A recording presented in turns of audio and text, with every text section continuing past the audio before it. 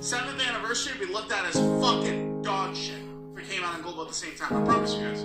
Right? Global walked in at 7th anniversary. You guys already had Ginyu and mad characters that came out afterwards. You had tons of options to do Red Zone and stuff like that. So it landed a little bit better than it would have on JP. Dude, I'm telling y'all, dude. Red Zone came to Global at the same time as the JP. Ah, shit. That would be, remember, that they would have been calling for a Matsu back then, man. That would have been crazy. Yeah, I mean, you can make this argument, though. This was very fun. Good stuff. Yeah, borderline good. He's mid. The people, like, it's just crazy. Like, people will try and tell us to our faces that this character's like some disaster. Like, bitch, we're right here in the moment, too. We can just use him. He ain't some fucking, like, meat grinder character who's just completely worthless. Like, we can turn the game on, too, man. Right? Like some of these fools on the timeline, they get up here talking about this character, man. They lose all sense of their entire lives. They'll unfurl a fucking 50-point essay on, like, just contradicting every point they've ever made just to end on the landing point of this character's terrible. We're just mid. And funny enough, now, he works a lot better. Like, when I did this video the other day, and I was talking about the problem with the GDC power creep, and I was specifically going over a bunch of characters in here who, you know, the power creep really hurt them. Right? Like, we go through all these characters, all the power creep hurt them. I never brought up Super Saiyan 2. That's correct. Yeah, that's why I did that. Like, even in headset, I could look at that and see.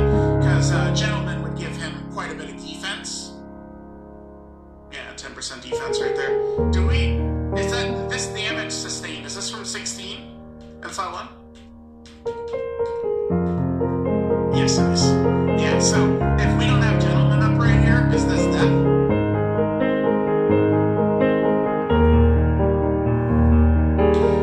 Lucky run in that he only supers only once in slot 0. If he supers twice, you lose. But he supered in the tech band slot and slot 0. It's how we won. Kingdom Hearts 2 is best game of all time. I think that's a valid opinion, right? That's a valid opinion. Kingdom Hearts 2 of all time.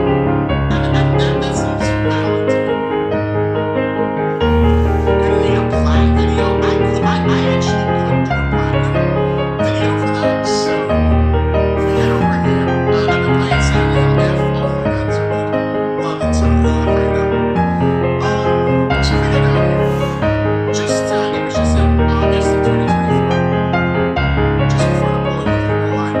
I cleaned up Kingdom Hearts 2 and went back for the plat. So like if we head here, and then we go order. What you can do, you can join my Discord, and then we queue it right here, right, in the account review section, and then I will pick, you know, based on this criteria, right. I mean, we do account, we already finished viewer pools, but I'll pick based on this criteria, right. So criteria number 1 is no birthdays. Criteria number 2 is if you're not there, I will skip to the next person, and I will give priority to like somebody that's newer, right, level 70 and below. And then preferably you have a Nexon account, right? It's hidden in the trends. That's the point. That's the whole point. I want to make it hidden. Does it make sense? If I open up account review, then a lot of people are going to join. Do I want a lot of people to join? Of course not. Of course not, man. You think I want like 600 account reviews? No. I'm trying to minimize as few account reviews as possible, right? It's like to filter people out, right? We're trying, like, that's like the first filtration, right? The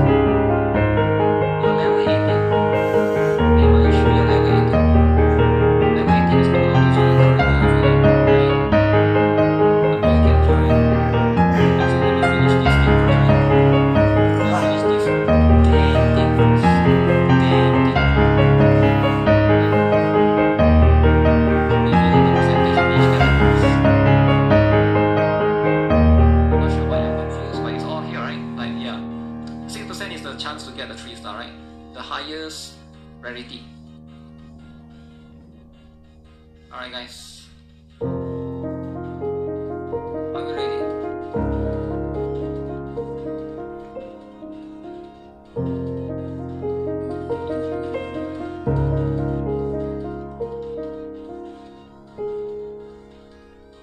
Let's go. Default rate is 3% and it becomes 6% during the fast banner.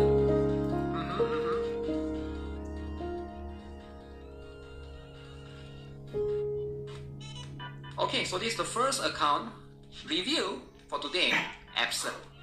So let's see what is this all about, because right now this is going to be level 90 account review. But we'll see. He said he's bad at the game, right? So what did he say? I'm specifically looking for which students to build and the best way to get resources or allocate them. So right now you got 9,000 pyroxenes. This guy is new. Okay, let's see, is he new or not? Is he new, right? Because at the end of the day, we can just easily come here and check on the tactical challenge. PvP top 500. Okay, PvP is top 500. We're using 4-star New Year Musuki, Tracksuit Yoga and PvP. Very interesting, Tracksuit Yoga. Actually using this shirt, right? I think you can take out New Year Musuki. Take out New Year Musuki. New Year Musuki and Suisu Hanako, they do the same thing. They sort of do the same thing, right? So both are doing, offense in terms of like big AoE. You got Yori for more single target oriented. So these two you can keep. Take out New Year Musuki for sure. Take out Tracksuit Yoga. You can either use your Marina. I saw you have that. What else do you have? If you got Subaki, you can use that as well. That's always going to work. Then you got Marina right here.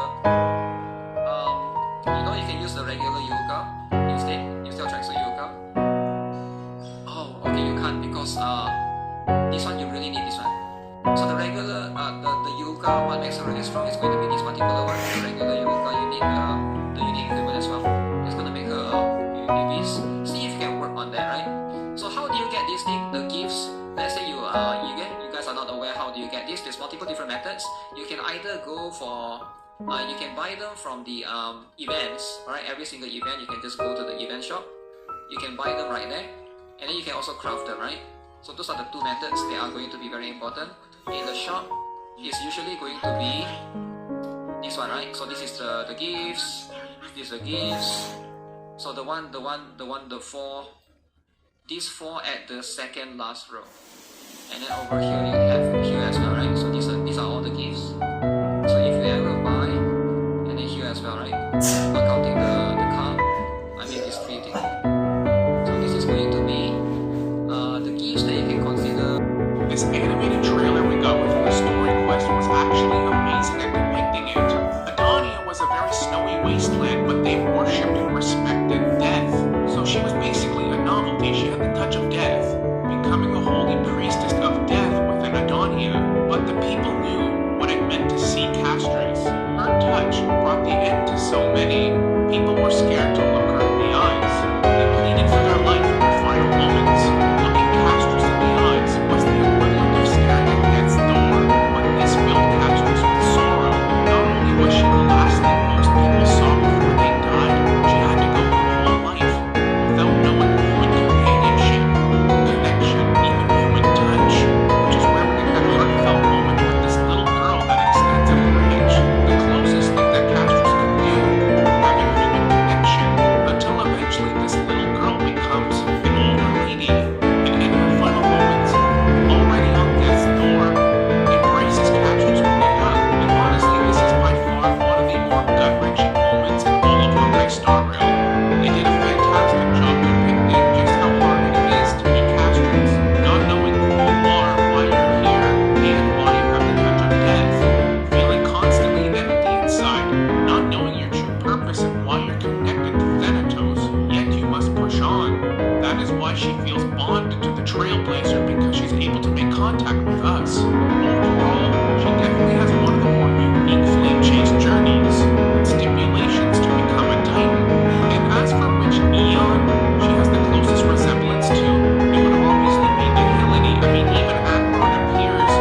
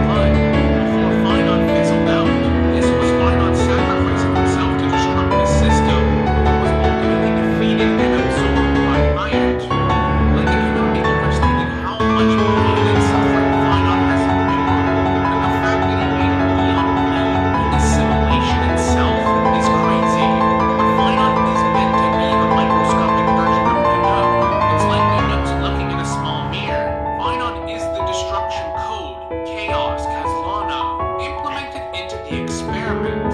We've made many theories on this channel about Vinon potentially being the Nook, but I think Vinon is the Nook. Vinon is the Nook, the same way that Xandar is News. It's a different manifestation of the same being. The Chrysos heirs with golden blood are modeled after the Nook themselves. So you really gotta wonder if the Nook's origin story is something similar. Lycus even references in 3.6 that both the mechanical emperors, Rupert I and II, could have claimed the throne in Eonhood of Destruction when they were shackled by the erudition. I wonder if Nunuk was created in a similar way to correct the universe. The prime mover of life is ultimately the destruction of life. Just something interesting to think about. And last but certainly not least, we have Oronix's core flame of time, said to be inherited by Cyrene, and then later on, similar to how the Trailblazer took up final, it gave me goosebumps, and it got me thinking of how it's been a wild ride, meeting all of these characters, these flame chasers, looking at how we got to where we are now. Him is just being one of the abandoned scepters from Ulrich II, Femi 13, ordered by News to calculate the prime mover of life, but then was discarded by News when News had some second thoughts. This scepter then would go on continuing its extrapolations until Lygus would then reprogram the nature of the scepter from erudition to destruction, and then creating 12 factors, models known as the Life's Premium Mobile.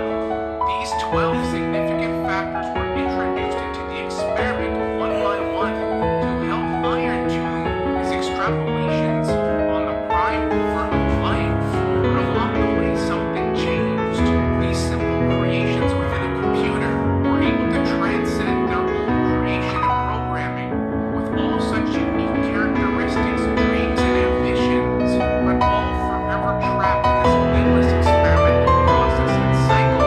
Now that we've reached the end of the Flame Chase journey, I thought it would be nice to update my Chrysos Heirs video, going over each Flame Chaser, what we know about them, their lore, history, we'll be going over all of them, and then at the end of the video, we'll talk about the Flame Chasers finally reaching Era Nova, the true Era Nova, not the millions of cycles and experiments and hardships, but the true Mighty's Elysia. Now I should state before I start the video, I'm not going to be talking about this and the creation of Iron Tomb, just simulations of the scepter. They are meant to be near-perfect beings in their purpose of this experiment. Otherwise, Iron Tomb wouldn't have created them in the first place to perfect itself. As the Eon Shi and Talantin both closely resemble, I'm going to say equally rare because, I mean, the symbol of Talantin is literally a scale, so yeah.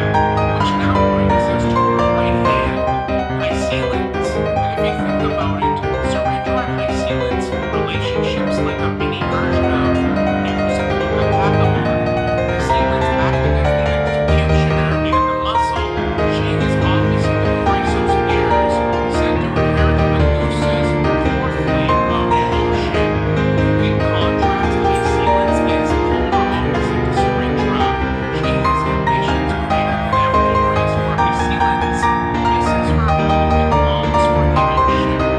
There's a lot of references to the allegory of the cave from Lycus in regards to, well, Amphorius, but even the whole Hawkeye Star Rail universe. People that have never left the cave and only seen shadows of the wall.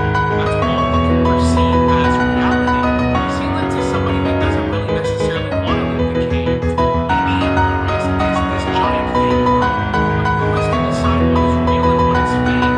It's real enough for her, and at the end of the day, it's her home. Like Surrendra, we never met her in the original cycle in 3.0 when we first arrived in Amphorius, but getting to review some of the cycles, we got to meet her.